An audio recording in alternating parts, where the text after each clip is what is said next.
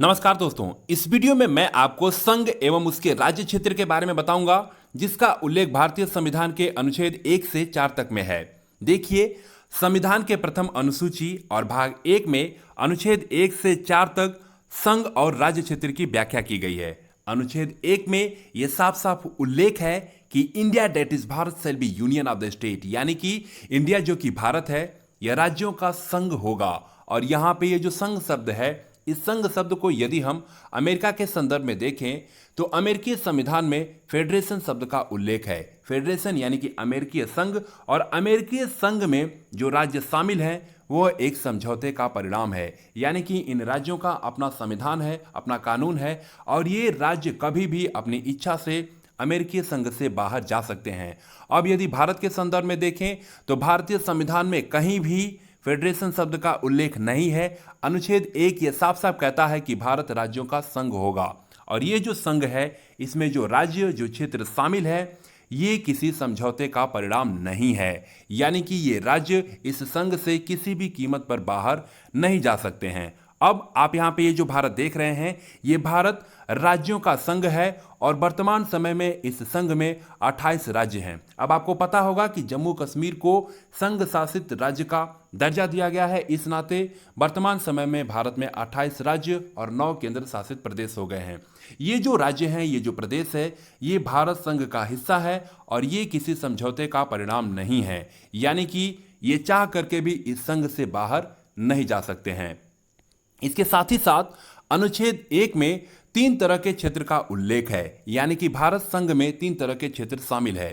पहला राज्यों के क्षेत्र, दूसरा संघ शासित क्षेत्र, और तीसरा भारत सरकार द्वारा अर्जित किया गया क्षेत्र। यानी कि भारत सरकार यदि किसी क्षेत्र को अर्जित करती है तो वह क्षेत्र भी भारत संघ में शामिल होगा।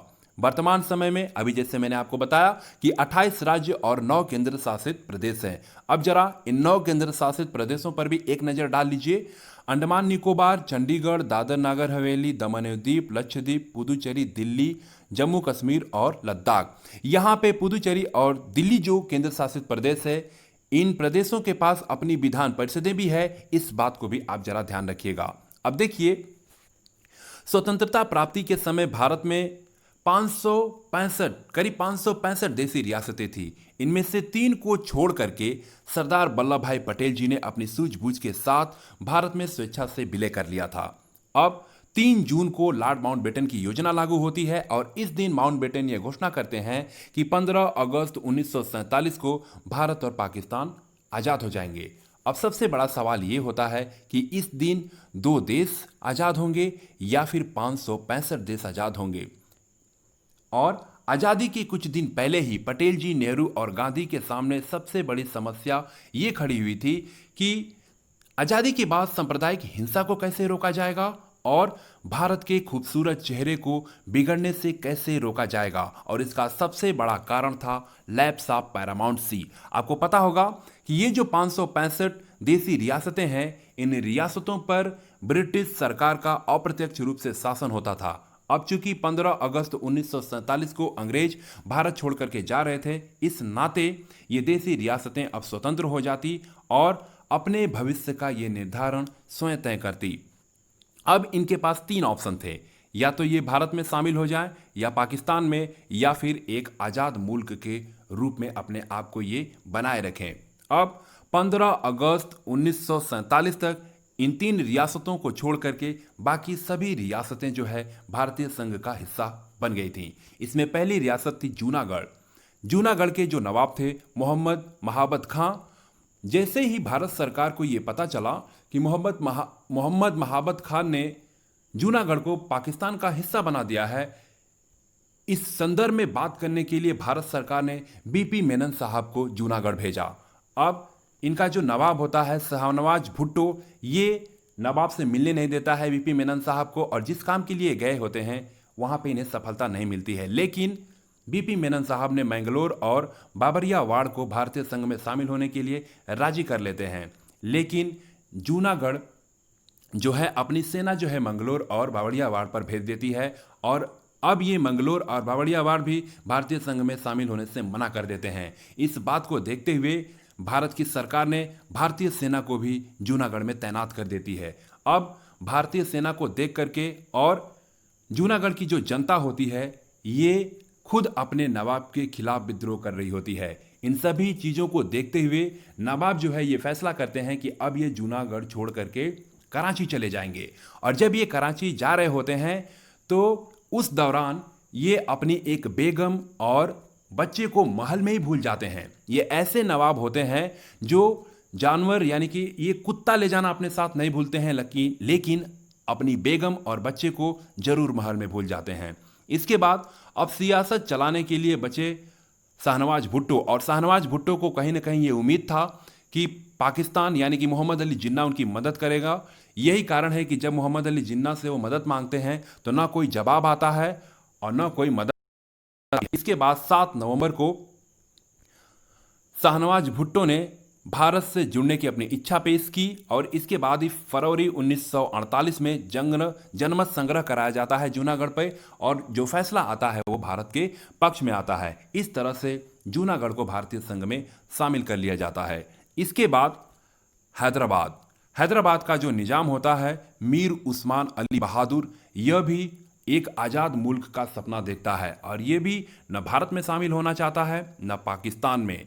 और ये जो हैदराबाद होता है, हैदराबाद में जो भी काम होता है उसे जो है कासिम रजवी देखता है, और कासिम रजवी जो होता है वो मजलिसे इत्तेहादुल मुस्लिमीन का नेता होता है। और आपको पता होगा कि ये जो कासिम रजवी है इसने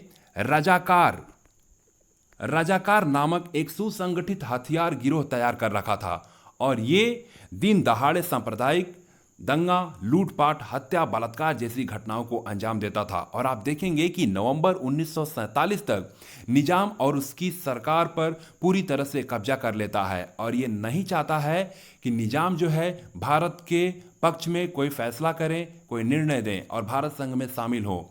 यही कारण है। इन सभी कारणों को देखते हुए भारत सरकार ने हैदराबाद पर पुलिस कार्रवाई की, जिसका नाम दिया ऑपरेशन पोलो, ऑपरेशन कैटरपिलर, या फिर इसे हम पुलिस एक्शन के नाम से भी जानते हैं। इस पुलिस कार्रवाई के माध्यम से हैदराबाद को भारतीय संघ में शामिल किया गया।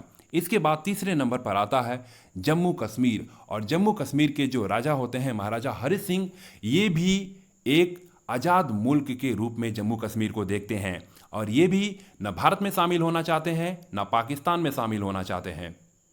लेकिन कहीं ना कहीं पाकिस्तान जरूर जम्मू कश्मीर को पाकिस्तान में शामिल करना चाहता है, और यही कारण है। देखिए, इसके साथ ही साथ जो नेहरू जो हैं, इनका जो लगाव था वे जम्मू कश्मीर से काफ़ी ज़्यादा था, और कहीं ना कहीं शेख अब्दुल्ला से भी इनका लगाव था, और शेख अब्दुल्ला भी जो है भारत के पक्ष में ही थे जम्मू कश्मीर को लेकर के। और नेहरू ये चाहते थे कि पुलिस कार्रवाई नहीं की जाए जम्मू कश्मीर में, बल्कि जम्मू कश्मीर की जनता ही ये खुद डिसाइड करे कि ये जम्मू कश्मीर की जनता ही ये डिसाइड करे कि वे भारत सरकार के साथ चलना चाहती है, भारत सरकार में शामिल होना चाहती है। लेकिन महाराजा हरि सिंह ये बात नहीं चाहते थे। और फिर आप देखेंगे कि उधर पाकिस्तान भी जो है हर हाल में जम्मू कश्मीर को अपने आप में शामिल करना चाहता था। यही कारण था कि 22 अक्टूबर को पाकिस्तानी कबीलाइयों ने कश्मीर पर हमला बोल दिया था, और मुस्लिम सेना में जो सिपाही शामिल थे, इन सिपाहियों ने सेना का साथ छोड़ करके हमलावरों का साथ दिया। अब ये जो कबीलाई थे ये धीरे धीरे आगे बढ़ रहे थे, और अब कुछ ही समय के बाद ये बारामूला पहुंच गए थे। बारामूला यानी कि श्रीनगर से अब कुछ ही किलोमीटर दूर बचा था। इस बात को देखते हुए राजा हरि सिंह बहुत चिंतित हो गए, और अब राजा हरि सिंह किसी भी कीमत पर जम्मू कश्मीर को बचाना चाहते थे, और वे अब भारत सरकार से गुहार लगाए कि भारत सरकार अपनी सेना जम्मू कश्मीर की रक्षा के लिए भेजे। लेकिन लॉर्ड माउंटबेटन ये चाहते थे कि भारत सरकार तभी सेना भेजेगी जब आप विलय पत्र पर हस्ताक्षर करेंगे, और अंत में महाराजा हरि सिंह मान जाते हैं और विलय पत्र पर हस्ताक्षर करते हैं। उसके बाद भारत सरकार और लॉर्ड माउंटबेटन भारत की सेना जो है कश्मीर में भेजती है। अब देखिए, जैसे ही पता चलता है पाकिस्तान के जो गवर्नर होते हैं, पाकिस्तान के जो सैन्य कमांडर होते हैं, उनको पता चलता है कि जम्मू कश्मीर जो है ये विलय पत्र पर हस्ताक्षर कर दिया है, वे अब किसी भी तरह से सैनिक कार्रवाई को आगे बढ़ाने के लिए तैयार नहीं होते हैं। और तब मोहम्मद अली जिन्ना विवश हो जाते हैं, और अब भारत सरकार यानी कि नेहरू पटेल और लॉर्ड माउंटबेटन को लाहौर बुलाते हैं वार्तालाप करने के लिए। दो लोग तो तैयार हो जाते हैं, लेकिन पटेल जी नहीं तैयार होते हैं और केवल अकेले माउंटबेटन जो है जाते हैं मोहम्मद अली जिन्ना से वार्तालाप करते हैं। अभी उधर वार्तालाप हो ही रहा होता है, तब तक इधर नेहरू जो है सार्वजनिक तौर पर यह घोषणा कर देते हैं कि यूएन की देख रेख में जनमत संग्रह कराया जाएगा। और शायद माना जाता है कि नेहरू की यह घोषणा ही सबसे बड़ी गलती हुई है। अब देखिए, युद्ध तो चलता ही रहता है और इस बात की घोषणा यानी कि जनमत संग्रह की घोषणा अब यूएन में नेहरू ने इसकी औपचारिक रूप से घोषणा कर दी थी सार्वजनिक तौर पे। और यूएन जो है इस बात को अब टाल रहा था, क्योंकि अमेरिका और ब्रिटेन भी अपना हित देख रहे थे। और फिर इसके बाद आप देखेंगे कि 13 अगस्त 1948 को यूएन ने भारत पाक के बीच युद्ध विराम का प्रस्ताव दिया और 1 जनवरी 1949 को पाक एवं भारत के बीच में सीज फायर लागू हुआ था।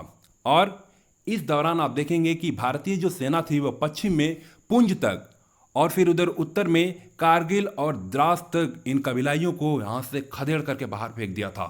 लेकिन आगे का जो हिस्सा था वे अब भी पाकिस्तान के पास था, जिसे हम पीओके कहते हैं, और भारत के पास जो हिस्सा था उसे हम आईओके कहते हैं, इंडियन ऑक्युपाइड कश्मीर। और ये दुर्भाग्य ही है कि पाकिस्तान के साथ 3 लड़ाइयाँ हुई और इन तीनों लड़ाइयों में भी कश्मीर मुद्दे को हल नहीं किया जा सका। इस तरह से इन तीनों रियासतों को भारतीय राज्य में शामिल किया गया, भारत संघ में शामिल किया गया और अखंड भारत के स्वप्न को सरदार वल्लभ भाई पटेल जी के द्वारा पूरा किया गया। अब आगे देखते हैं, आगे आता है अनुच्छेद 2। अनुच्छेद 2 ये कहता है कि बाहरी प्रदेश को भारत के राज्य क्षेत्र में शामिल करने की प्रक्रिया का उल्लेख है, यानी कि संसद कानून बनाकर किसी बाहरी राज्य जैसे कि पाकिस्तान, नेपाल, चीन, हालांकि चीन तो कोई क्षेत्र हमें देगा नहीं, उल्टा हमारा ही क्षेत्र ले लेगा, इन देशों के क्षेत्रों को संसद कानून बना करके भारतीय संघ में शामिल कर सकती है। यहां पे ध्यान देने वाली बात यह है कि अन्य जो नए राज्य हैं इनको शामिल करने के लिए अनुच्छेद 368 की प्रक्रिया की जरूरत नहीं है, यानी कि सामान्य बहुमत से इन प्रदेशों के क्षेत्रों को भारतीय संघ में शामिल किया जा सकता है। इसके बाद आता है अनुच्छेद 2A।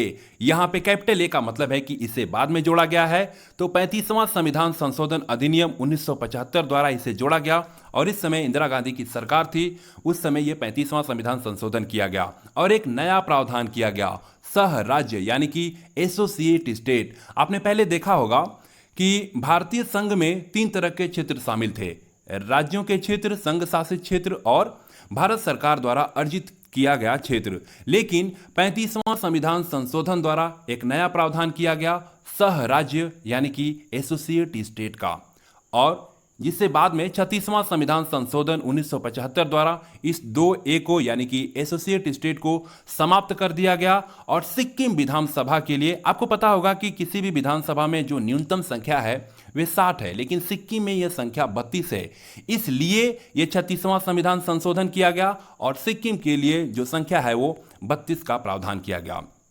इसके बाद आता है अनुच्छेद 3 और अनुच्छेद 3 में जो है वर्तमान भारत के राज्य क्षेत्र में परिवर्तन का उल्लेख है, जिसमें आप देखेंगे कि नए राज्य का गठन, सीमा में परिवर्तन और नाम में परिवर्तन संसद विधेयक ला करके जो है इन नामों में नए राज्य के गठन में, सीमा में परिवर्तन कर सकती है। लेकिन संसद में विधेयक लाने से पहले राष्ट्रपति संबंधित विधानमंडल से परामर्श लेंगे और विधानमंडल के लिए जो जवाब की अवधि है वो भी राष्ट्रपति साहब ही तय करेंगे और विधानमंडल जो भी परामर्श देगा उस परामर्श को मानने के लिए राष्ट्रपति साहब बाध्यकारी नहीं है। इस बात का जीता जागता उदाहरण है आंध्र प्रदेश से तेलंगाना का अलग होना। जब आंध्र प्रदेश से तेलंगाना को अलग किया जा रहा था तब परामर्श मांगा गया राज्य विधानमंडल से। आंध्र प्रदेश ने कहा कि तेलंगाना को आप अलग मत करिए, लेकिन क्या हमने तेलंगाना को अलग होते हुए नहीं देखा?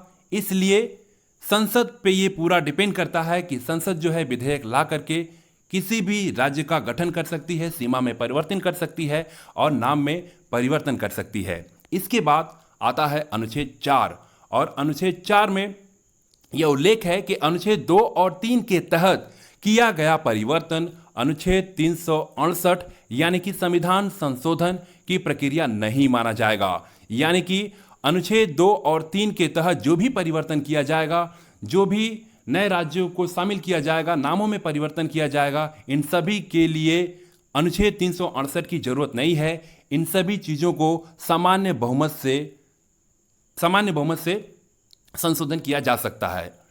अब यहां पे अनुच्छेद 368 के तहत दो प्रकार का संशोधन होता है। पहला है विशेष बहुमत। विशेष बहुमत का मतलब है सदन के कुल सदस्य संख्या का बहुमत तथा उपस्थित एवं मतदान करने वाले सदस्यों का 2/3 बहुमत। और दूसरा है विशेष बहुमत प्लस आधे राज्यों का अनुमोदन। इन दो तरह से संविधान में संशोधन किया जाता है अनुच्छेद 368 के द्वारा। और बाकी अनुच्छेद 4 में जो अनुच्छेद 2 और 3 के तहत जो परिवर्तन होगा वे सामान्य बहुमत से होगा। इस तरह से भारत के जो संघ और राज्य क्षेत्र हैं, इस टॉपिक को हम लोग इस वीडियो के माध्यम से काफ़ी अच्छे से कवर करने की कोशिश किए हैं। उम्मीद करता हूं कि आपको ये वीडियो बहुत अच्छा लगा होगा, आपको जानने को बहुत कुछ मिला होगा। इस तरह से इस वीडियो में बस इतना ही। तब तक के लिए धन्यवाद। जय हिंद।